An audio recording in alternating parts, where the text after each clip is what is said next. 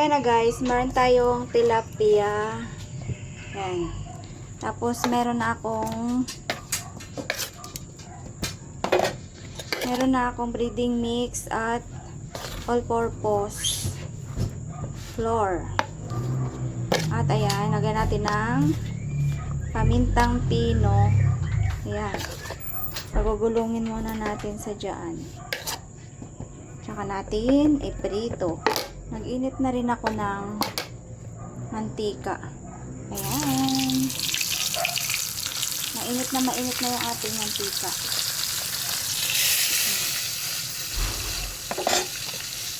Apat na peraso yung ating tilapia. Para crispy yung balat niya, lagyan natin ng breading mix. Hinaan nyo lang yung apoy para hindi masunog.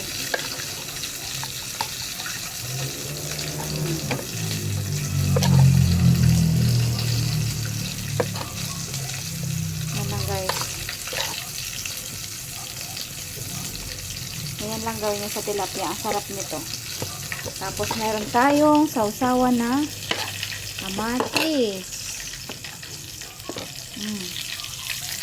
Dalawang peraso lang ang kasya sa aking kawali.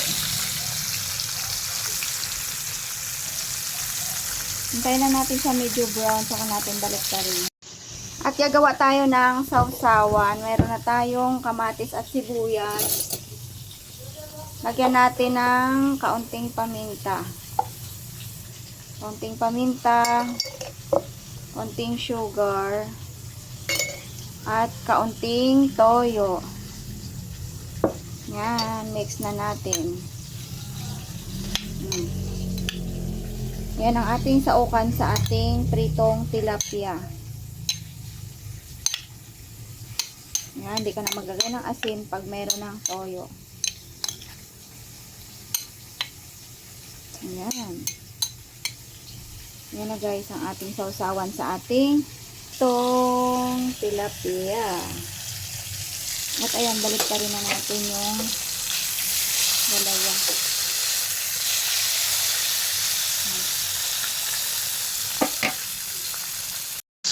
Ayan, luto na yung ating dalawang tilapia. Ipat na natin sa ating bagay. Napaka-crispy ng pagkakaluto ng ating tilapia.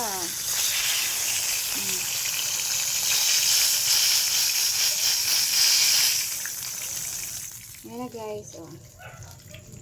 Nasa ilagay naman natin yung dalawa. Lalaki ng tilapia, 1 kilo ito, mahigit ang 4 na peraso.